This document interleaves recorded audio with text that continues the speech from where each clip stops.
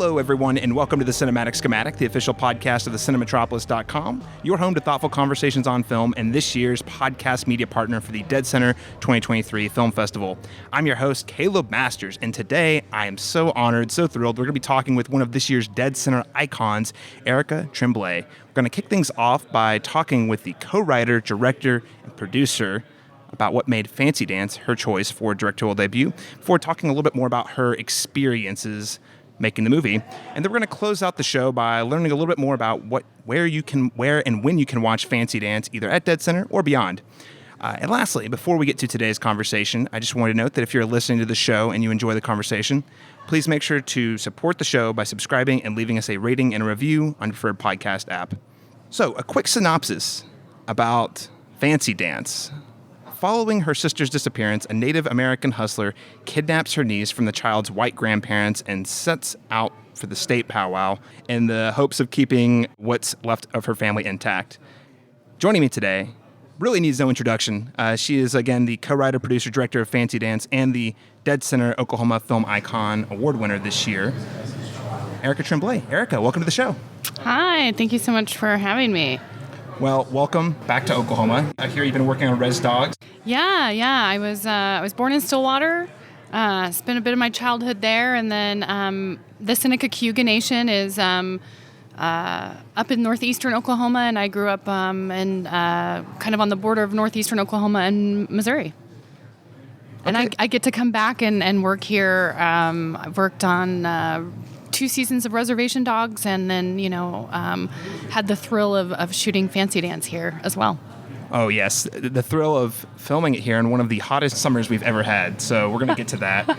Fancy Dance is your directorial debut. We've already mentioned Reservation Dogs. You also worked on the AM series Dark Winds. You really have a lot of short films under your belt. Maybe our listeners who aren't as familiar with Fancy Dance, as it's still touring on the festival circuit, maybe give for our listeners a shorter pitch on what's the premise.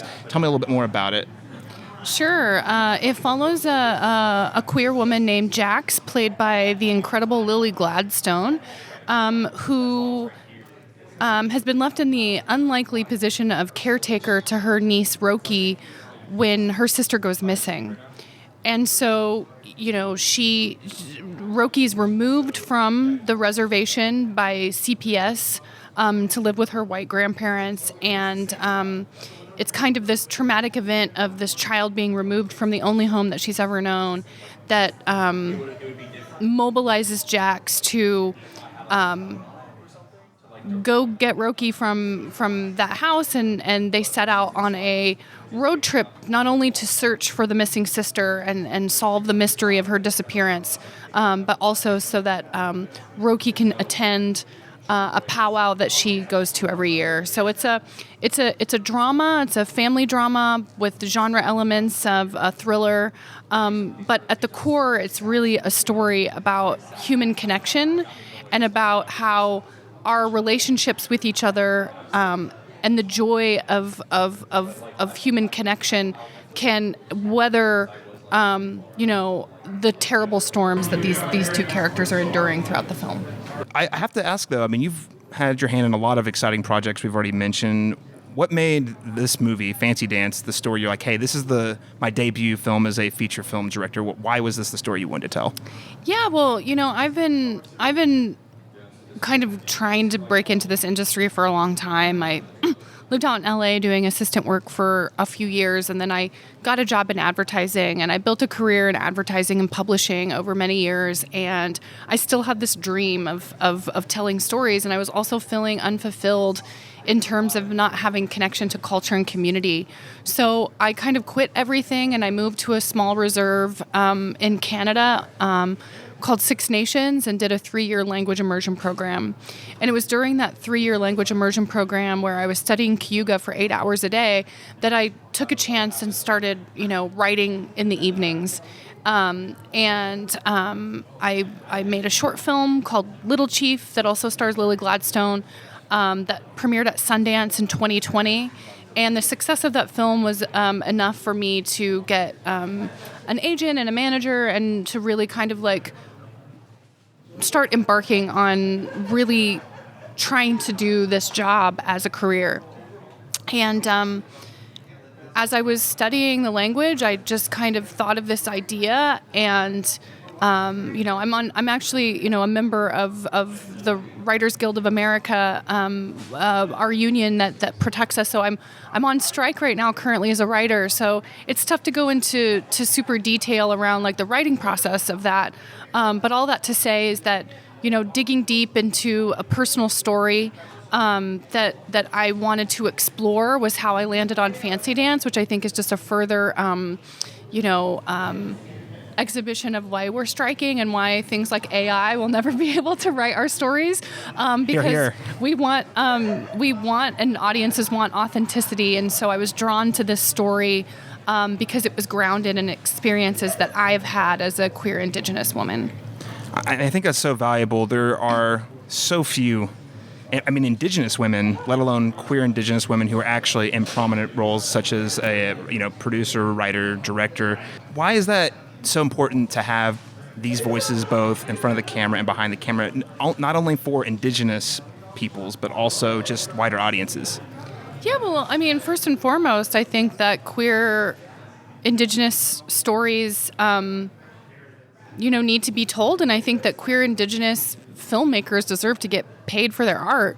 So I think not only is it good for audiences, but it's good for artists, and I think that we need to support these voices, and when we support people to tell their authentic stories, no matter what background they're from, the result of that is often going to be really incredible storytelling, because that person's as close to those themes and topics as can be because they've actually experienced them. And I think we've seen with the influx of media that has happened over the past 8 years with the streamers that people are kind of tired of just watching the same old stories over and over and over again, and it becomes this just bland wall that you walk into when you open up your screening apps. And I think that we've seen with the success of shows like Reservation Dogs that audiences of all backgrounds are just really interested in watching stories that are authentic and that are true to human connection. And as audience members, we can identify with lots of different characters, whether they are exactly like us or not. And so I'm an optimistic person, but I'm also very pessimistic. And so while I'm excited to see that we've started to see more of these stories told, it's, we're not even hitting bare minimum yet.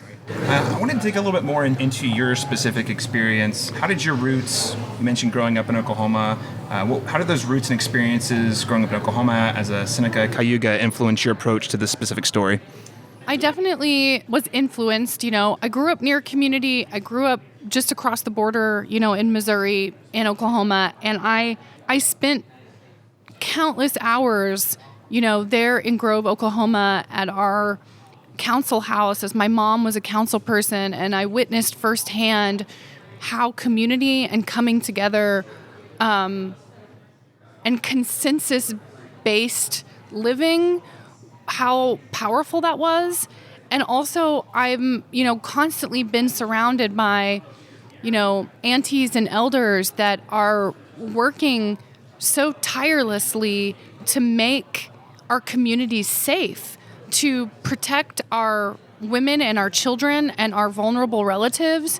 And for me, I really wanted to make a film that was grounded in the celebration of that labor and the celebration of those people, but also kind of shining a light on how difficult it is in this world to navigate the daily kind of onslaught of violence. But that instead of just remaining in the trauma of it all, dig deeper into the love and the connections between multi-generations of Native women. And so I couldn't have written this story if I hadn't grown up as a Seneca-Cayuga Nation member. And I was definitely drawn to exploring showcasing the spirit of all of my favorite people. Well, I have to say, I'm so excited to see the movie, and I appreciate that you're able to have such a closely personal story to share with audiences. I want to shift gears a little bit. You've already mentioned that you're a co-writer on the film, and a director and a producer. This is sort of your baby. What would you say was your biggest overall challenge throughout the making of Fancy Dance, like all the way from pre-production all the way to post, and I guess right now on the festival circuit? The biggest challenge? Well, anyone who works in this industry will tell you that it's a miracle to get anything made. So it's a feat in and of itself. Like, you know, I have gratitude every day that I was in a position to make this film. And there are a lot of challenges. You know, there's challenges of convincing people that a story like this matters and raising the money. And I was so grateful to my financiers for coming on board and seeing the worth of this story. It was challenging to shoot the film in a really hot time of the year, like you've mentioned. It was challenging to pull off a powwow that had hundreds of extras during the coronavirus. And to test everyone, right? Oh yeah, like, you know, we had an incredible crew that background crew and testing crew that like made that possible. It was a challenge to edit the film so quickly. You know, we wrapped in September and we premiered in January at Sundance, and so there were many sleepless nights. You know, working with my editors to get that film done, and so there's just every time you reach a challenge, it feels like the largest challenge. And I think that I was only able to kind of like surmount those challenges because I had such an incredible support system. You know, I can't say enough about the Oklahoma film crew that worked on this film. Our locations team are just so many incredibly talented Oklahoma filmmakers and creators that are working here. It's just incredible that we had that support. And so none of those challenges would have been conquered if it hadn't been for so many incredible people stepping up to the plate and collectively finding a way to make this movie. Congratulations. You've seen success at Sundance or deadCenter. Out of curiosity, what's next? Do you guys have other festivals you're looking at? Yeah, so we were so grateful to premiere at Sundance and screen at South by, and now we're here at deadCenter, and it's like definitely like coming home to be here. And we're screening the film at FAM, which is where we shot our big finale scene. And you know, we have some more festivals coming up. We have a bunch of international festivals that will happen. And then, you know, we're having, you know, good conversations on the distribution front. And so hopefully everyone will get to celebrate this film with us soon. And it'll be out there for everyone to get to watch. People watch the movie, the credits roll.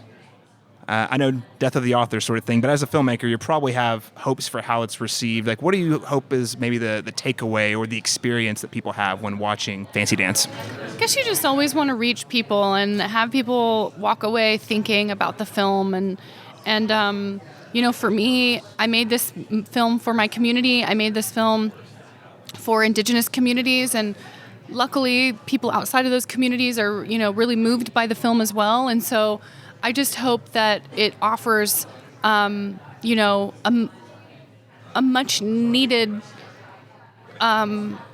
glimpse into this very specific topography that I grew up in, and that people get to kind of like see a side of Oklahoma and see a side of the U.S. that they may not know about. And for those that come from these communities, I hope that they see the love and the intention that went into making the film, and that they can be proud and get to celebrate, you know, a moment of two beautiful women dancing together, you know, as a point of joy. Wonderful. Well, again, Erica, congratulations on all the success. So excited for you, excited for the stories that you're going to be able to tell, not just with Fancy Dance, but moving forward. Where can listeners keep up with you and whether Fancy Dance or any of the other work you're doing online? Sure. I'm very terrible at all things social media, but I am on Instagram at Erica Tremblay, and I try to keep all of the most recent screenings coming up and just, different. You're also just going to like see a lot of pictures of my cat too. So like, Oh, those are the best. so be warned. All right. Well, Erica Tremblay, thanks so much for joining the Cinematic Schematic today. Great. And listeners, again, you can support all things Dead Center by heading to deadcenterfilm.org or keep up with more of our podcasts at thecinematropolis.com. Thanks so much for joining us. We'll catch you again next time.